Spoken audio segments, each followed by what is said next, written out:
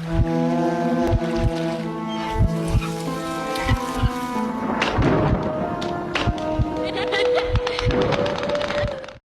scream in the dark some nights stay with you forever.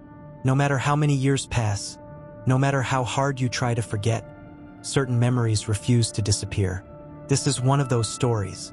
It happened several years ago in a quiet city in southern Europe. At the time, I was 19 years old and attending university. My life was simple and repetitive. Every day consisted of lectures, studying for exams, going home, getting a few hours of sleep, and then doing it all over again. One Friday, my parents left town to visit relatives in another city. They planned to stay the entire weekend, which meant I would have the house all to myself. For most teenagers, that sounds like a dream. I had always enjoyed having the house to myself. The silence, the freedom, the peace. That evening, my university was hosting its annual geography competition. I had already promised my friends I would participate, so after classes ended, I headed to campus. The event was much bigger than I expected. The hall was packed with students. There were free drinks, snacks, and a surprisingly energetic atmosphere. My friends and I formed a team of 6 people and spent the next few hours answering questions and laughing together. To our surprise, we finished in second place. We took photos, accepted a small award, and eventually everyone went their separate ways. By then it was late, very late. I hurried toward the subway station to catch the last train home. The city's transit system didn't run all night, so missing the final train would have meant an expensive taxi ride. Fortunately, I made it. About 20 minutes later, I stepped off at my station and began the 10-minute walk to my neighborhood.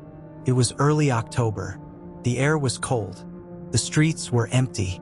Most houses were dark. I was exhausted and thinking about nothing except getting home, making instant noodles, and going to bed. Then I heard it. A scream. Not an ordinary scream. Not someone shouting. This was the most horrifying scream I had ever heard in my life. It sounded like a man experiencing unimaginable pain. Like someone was being tortured. Like something terrible was happening just out of sight. I froze instantly. The sound echoed through the empty streets before disappearing into silence. My heart began pounding. I looked around, trying to locate where it came from. Nothing. No movement. No people. No cars. Only darkness. Then it happened again. Another scream. Even louder. This time I could tell exactly where it was coming from. The direction of my house. Every instinct in my body told me something was wrong. I started walking faster. The cold night suddenly felt much colder. Every shadow seemed threatening. Every dark corner looked like a hiding place. I kept glancing behind me as I hurried through the empty streets. Then, as I turned the final corner before my neighborhood, I saw them.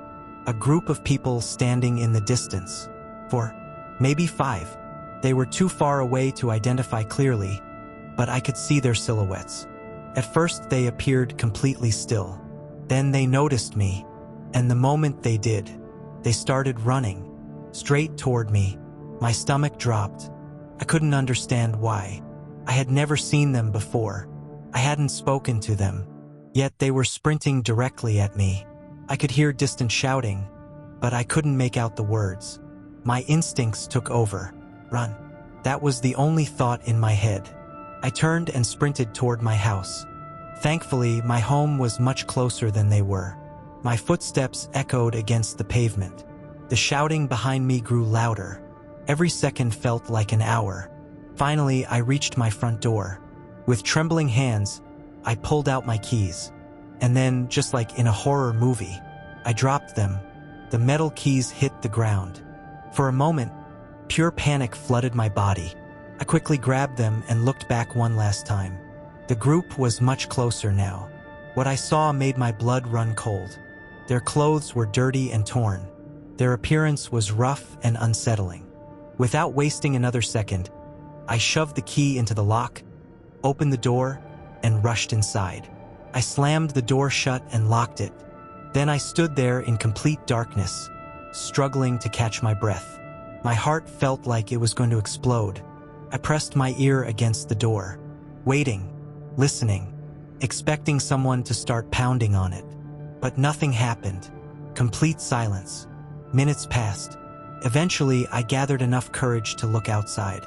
I peeked through the living room window. No one. I checked another window. Still no one.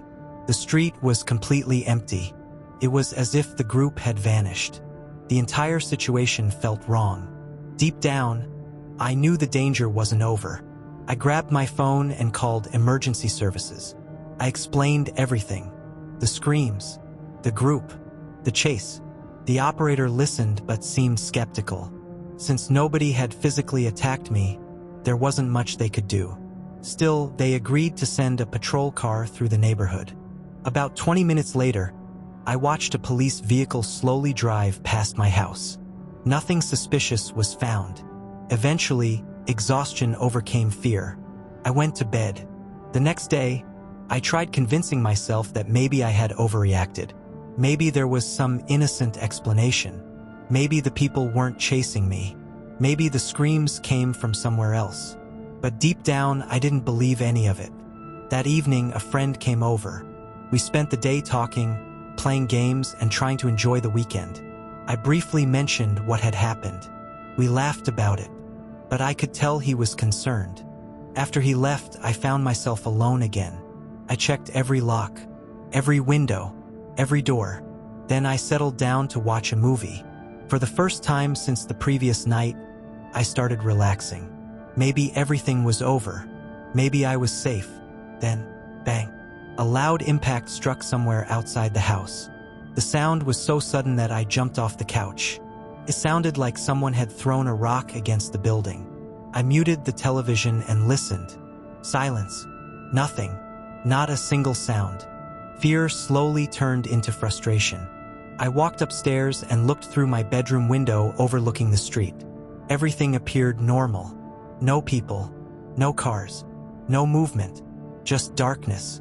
Still, I couldn't shake the feeling that someone was watching. Eventually, I decided to stay awake for as long as possible. But sometime around 4 in the morning, exhaustion won. I fell asleep. The next thing I remember was waking up to the sound of my family's voices. It was nearly noon. My parents had returned. As we unloaded their bags from the car, I finally told them everything. The screams, the group chasing me, the strange noise outside the house. They were horrified. Within a week, security cameras were installed around the property. And from that day forward, nothing similar ever happened again. But even now, years later, the questions remain. Who was the screaming man? Why were those people running toward me? Were they criminals hunting for a victim? Or was the screaming itself part of some twisted trap designed to lure people closer? And what about the loud impact against the house the following night? Was someone really there? Or was it simply fear playing tricks on my mind? I still don't know. Maybe I never will. And sometimes that's the scariest part. Not knowing what happened, but knowing that whatever it was waiting for me in the darkness.